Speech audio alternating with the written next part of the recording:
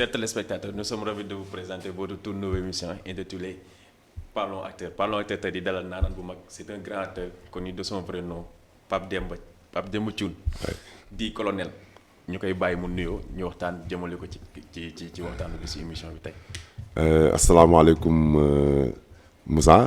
maa ngi leen nuyu di nuyu ñi ma fekk fi yëpp surtout waa DS Prod waaw du Seck Production waaw di leen bëggee di wax ni comme ni nga ko waxee mon vrai nom c'est Pape Demba Thioune et je suis connu sous le nom de colonel. Colonel ku ko dégg nag dafa jóge ci benn film bu ñuy wax Mœurs Brigade des femmes ma ci incarné benn rôle boo xam ne juste un colonel pervers buy def ay mœurs yu doy waar sax donc foofu la colonel bi jógee ci mœurs bi la jógee daal. waaw di wax ni ñu ngi kontaan trop ci dalal bi ngeen ma dalal. plaisir partagé kon donc mbokk yi ñoo ko déggandoo kon gan gi lañ fi am tey comme invité. juste rek tonton dañoo bëggoon juste xam durant ce parcours ak ci domaine cinéma bi nga xam ne yaa ngi ci nekk di ci œuvrer di ci def lu am solo parce que tey le respect est dû ci biti parce que tey même bu dul dara koo laaj colonel mu ne c'est un grand acteur kon donc tey pour ndaw ñi nga xam ne ñu ngi lay seetaan on aimerait juste am ci yow benn aperçu global boo xam ne yow tey jii dund nga ko. te qui t'a marqué tey mën naa ne moo la poussé tey ba nga nekk un grand acteur comme on puisse le dire. mais Moussa léegi man je peux dire que nañ ne rek un acteur parce que un grand acteur pour man sax teel na ndax damay wax ni man cinéma daf ma dab. bon j'ai pas été à l'école des arts. jànguma ko j'étais juste un aventurier. xëy un jour bàyyi tukki bi. ñëw ne bon léegi pourquoi pas pour me divertir parce que j'ai toujours été xam nga dans le showbiz. parce que def naa mode parce que j'ai été manager de Dolce Gabbana à Jeddah en particulier aussi à Dubaï donc xam naa mode bi bon aussi musique tam aussi jot naa ci def dara nekk fondateur de l'AFSUD Amicale des Fans du Super Jamono donc yooyu yëpp ma dugg ci ma ne nag à un moment donné pourquoi ak cinéma bi du ma commencé évoluer léegi télénovelas yi commencé ma ne man léegi damay jéem a ut nu ma divertiroo ci biir film yooyu ci laa ñëwee nag bon juste bi ma jëkkee ñëw li ma jëkk a def mooy j'ai été coopté par un réalisateur bu ñuy wax Ahmed Niang moo ma dugal ci Double Vie def loo moom benn rôle bu ñuy wax Prince foofu laa déparé bon après mu continuer ba ma commencé nekk colonel ak yeneen donc je peux dire que ni juste cinéma man noonu la ma dikkee daal waaw donc maa ngi ciy góorgóorlu nag ci benn côté mooy dañuy jàng chaque fois loo xam ni la à chaque fois rek nga nekk ci rek mën nga jàng lu bees waaw mën nga jàng lu bees donc c'est ce que je peux dire pour le moment ne cinéma daal loo xam ni la am na solo te fi ñu toll nii ci àdduna xam nga loo gis rek ak temps am moment bi nag mën naa ne lu xew la dafa xew waaw dafa xew trop ba léegi koo gis rek mi ngi bëgg a jouer film waaw loolu nag am na lu ko waral parce que comme li ñuy wax rek les générations se suivent mais ne se ressemblent pas bon donc actuellement nii xew na benn xew boo xam ne daal je peux dire que ni daal alhamdulilah rabbil alamin ñu ngi ciy góorgóorlu te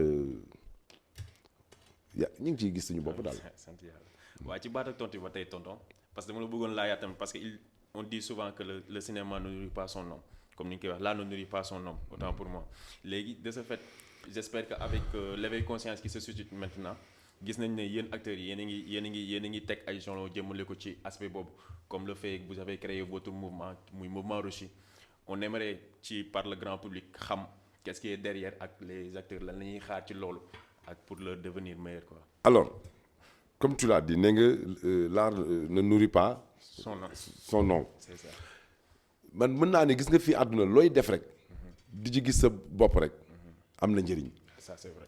c'est vrai que ni ñëpp mënuñu xëy rek nekk un millionnaire ci benn affaire man je veux dire que ni tout simplement maa ngi sant yàlla tout au début da ngay ñëw sax gars yi pour bon parce que bu fekkee da nga bëgg nekk ci affaire bi ci départ bi da ngay nekk genre je ne sais pas à part laa mën a wax parce que boo ñëwee da ngay ñëw gars yi mën nañ la copter ngay jouer départ bi ñu fay la benn affaire bu mu yet ça c'est vrai mais loolu parce que yow da ngay ut image te kuy ut image ku ne wala ngay ut benn affaire ku bëgg comme ni ñu koy waxee rek ku bëgg a jur mbaxane da ngay doon dàll du loolu la ñuy wax donc de ce fait départ bi loolu la mais à un moment donné di nga egg fenn foo xam ne mën nga am ay contrat boo demee ba commencé nekk koo xam ni surtout que nga ci yàgg am expérience ba gars yi commencé di la copter di la jox ay rôle mais da ngay dem ñu fay la et puis bon voilà alhamdulilah rabbil alamin ñu ngi gis suñu bopp ci loolu. donc pour revenir nag léegi ci li question bi nga posé par rapport au mouvement bi ngay wax. je veux dire que ni c'est reçu benn mouvement bu tudd reçu la. et l'initiateur c'est Baba Amdi Diawara. donc reçu ñu ngi koy mu ngi tudd révolution de la culture sénégalaise. donc ki di révolution. xam ni affaire bu doy waar la. parce que quand on parle de révolution tout le temps dañuy yaakaar ni peut-être affaire ay deret ak lu ne def ciy am. mais ñun on a un slogan. boo xam ne dañ ne une révolution pacifique. surtout ça j'en ai entendu. waaw dañ ne c'est notre slogan. une révolution pacifique. mais j'ai vu que ni depuis que ni ça fait presque 2 ans. que je suis avec le mouvement reçu. et je vois que ni actuellement bon.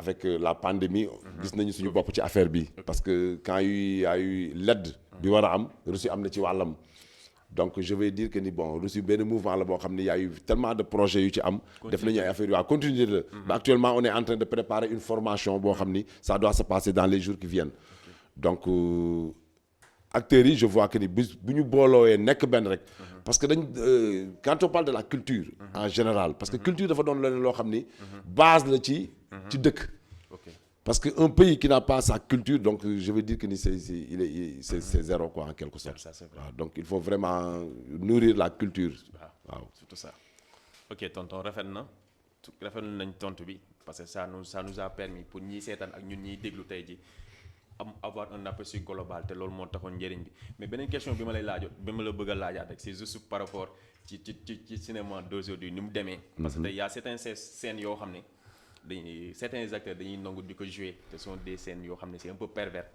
may laaj rek ndax loolu ça a un regorge de plus ci biir liggéey bi parce que ndax loolu dina am benn impact parce que tey société Sénégal dafa am nu mu tëddee de ce fait kon donc nit am na noo xam ne boo ko taxawee rek waaw xel day ñaaw te déjà da ngeen am benn étiquette bu leen tafal ba pare parce que boo nee cinéma ñu ne amul solo xam nga yooyu noonu te man gis naa ñu ciy tedd boo nee cinéma ñu ne amul solo amul njëriñ kon donc boo leen ñëwaat ci aspect boobu est-ce que kon loolu du gën a nuire affaire ma bëggoon cee xam sa xalaat rek ci par rapport ak bon amul njëriñ moom man mënu ma ko bañ a wax parce que looy def rek te duñu ay xale ay magum jëmm lañu am na loo xam boo ci duggee rek mu amal la njëriñ man damay gagner sama vie actuellement ci cinéma bi franchement waaw maa ngi jënd léeg-léeg su ma soxlaa jënd mburu maa ngi koy jëndee mburu maa ngi je ne sais pas jënd yéene loolu yëpp maa ngi koy jëndee ci affaire bi nga xam ni maa ngi koy def ci cinéma bi donc am na njëriñ quoi mais pour ce qui est des scènes effectivement nous sommes dans un pays où bon je ne sais pas à majorité 95% musulmans mu am ay réalités yoo xam ne dañu ko gëm mu am scène yoo xam ni ñu ngi koy kaas ci biir dëkk bi effectivement dëgg la même ce qui est même affaire bi du affaire jullit wala yooyu rek nit ci boppam moo mel noonu nit ci boppam moo am ay scènes yoo xam ne daf ko war a daw parce que les images dafa doy waar day des te image nee nañu par exemple nii mën na durer un siècle ça c'est vrai donc pour yow sauvegarder ta personnalité am na image yoo xam mën nga ko bañ a def surtout ça man personnellement j'ai eu à avoir par exemple ay scènes yoo xam dama daan ñëw gars yi tegal ma ko en tant que colonel bi noonu ñu ne ma comme c'est un colonel pervers dafa am yu muy def ak yooyu war a jël kii ak yooyu mais dama lay wax honnêtement dama am yoo xam ne dama leen di wax man du ma ko def pour sauvegarder sama image man du ma def lii am na yeneen yoo xam ne doo ko bañ tamit c'est parce que mënoo engagé wu signer un contrat ba pare am yu bëri yoo xam ne da nga koy bañ mais l'essentiel c'est de juste essayer def loo xam ni bu subaa sa njaboot wala yooyu vraiment buñ ko gisee mu ñaaw war nañu éviter yenn affaires yi tam quoi parce que da ngay gis nous sommes là au Sénégal chaque fois tu rentres dans une famille papa yaay doom ak yooyu ñooy toog di seetaanandoo télé te effectivement y a des scènes yoo xam ne vraiment mënoo toog sa papa ak sa yaay ak yooyu ba pare di ko gis mais nag les réalités sont là boo ko seetaanul ci télé sénégalaise yi aussi yaa ngi koy seetaan dans les autres télé parce que novelas mi ngi daw ci fu ne donc tu vois que c'est un truc complexe quoi c'est le monde qui a évolué donc il va falloir juste que chacun prenne ses responsabilités waaw c'est ce que man loolu laa gis quoi ku nekk nga xam ni war nga def lii ak lan nga di am looy bëgg ak looy bañ daal waaw ba tey tamit bëggoon naa la laajaat parce que tamit am na loo xam ne tamit ndaw ñi par rapport question boobu pour ndaw ñi la sax parce que tey on voit pas mal de jeunes boo xam ne tey jii dañoo aspirer wu ñoom ñëpp bëgg a nekk des acteurs peut-être que vous yéen ñi nekk tey ci kaw peut-être que yéen lañ jox loolu noonu slogan boobu noonu wala yéen lañ am benn mode de référence boo xam ne dafa jëm ci yéen donc yow ban conseil nga leen def parce que ils veulent brûler les étapes je peux dire mais c'est ça waaw parce que gis nga àdduna bi moom laa lay wax dafa évoluer d'une manière où xam nga football am na benn moment donné boo xam ni. ni mu xewee léegi xam nga football am na benn comme ni ma koy waxee. da nga daan dem di football yi sax ñu lay tere. surtout ça mais ñu toll benn moment donné boo xam ni sax gis nañu léegi dañ lay jëndal bal sax nga dem football yi parce que football bi dafa ñëwoon rek nekk à la mode. ngay ci fay ay millions. cinéma bi noonu la demee actuellement nii. xam nga cinéma. nu mu demee la. c'est comme on l'appelle le 7e art. dafa doon affaire bu doy waar. surtout ça léegi nag dafa xew.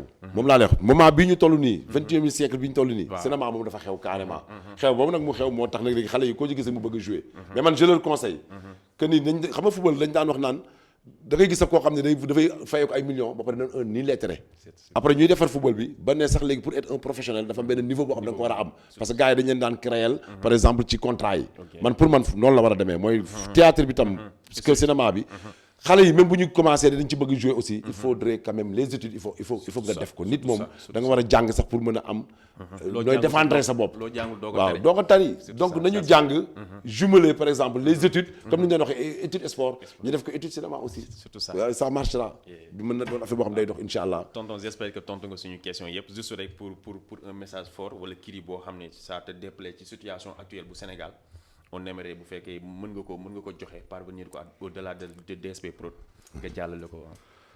alors man ce que je dirais moom mooy il faudrait que les gens reviennent à la raison. que nit ñi seen bopp ku nekk delloo si sa bopp ci yàlla. xam ni gis nga àdduna bii. dafay jeex de. chaque fois nga nekk ak nit xëy dootoo ko gis. te koo mënti doon. ak loo am tamit. dafa am affaire boo xam ne ñun ñëpp ñoo ànd nduróole ko. man je ne sais pas j'ai vu tellement de gens gis nit yoo xam ne dañu am daraja. gis ñoo xam ne comme ni ñu koy waxee ñu naan kii du dara. gis ñu am ay milliards. mais man dama gis ni ñoom ñëpp benn façon la ñu demee. muy dañu di tëral am benn 7 mètres vertical bu ñu leen di defal. ba pare gas suul leen. mais kon bu ñu gisee ni loolu. ñun ñëpp ñoo ko bokk. mais kon nañu respectante. nañu jàppalante ku nekk xam ni fii kenn gënu fi kenn. waaw ñu ngi dund àdduna boo xam ne yàlla ji daf la koy won chaque jour avec cette pandémie. surtout ça bu am. nañu fexe ba daal je ne sais pas comment le dirais-je mais di ñaanal ku nekk daal sa morom jàmm. waaw je te jure il faudrait qu'on s'entraide quoi vraiment social living quoi. man loolu laay wax léegi nag pour terminer peut-être je voudrais remercier vraiment DS Prod. waaw parce que j'ai été vraiment séduit. waaw bi ma ñëwee dugg ci biir studio yi macha allah dama gis ni ay. jeunes la ñoo xam ne dañu nekk ci liggéey. waaw parce que chaque fois maa ngi dugg ci yenn maa ngi am ñu bëri ñoo xam ne damay liggéey ak ñoom. je connais le milieu. mais bii moom macha allah ñaanal naa leen yàlla na ni yàlla defal jàmm xéwal sutura yàlla nañ dem ca kaw a kaw. amiin DS Prod. waaw kon ainsi ñu ngi sant ñëpp di gërëm ñëpp waaye di rafetlu tamit jotaay bi ak teewaay bi di ko doon ànd ak yow tonton colonel di rafetlu ci xam-xam bi nga xam ne génne nga ko fi tey kon boog Sénégal ñu def noonu di nuyu diaspora bàyyi ñu kenn. donc merci à toi aussi Moussa et merci à la diaspora. merci. oui.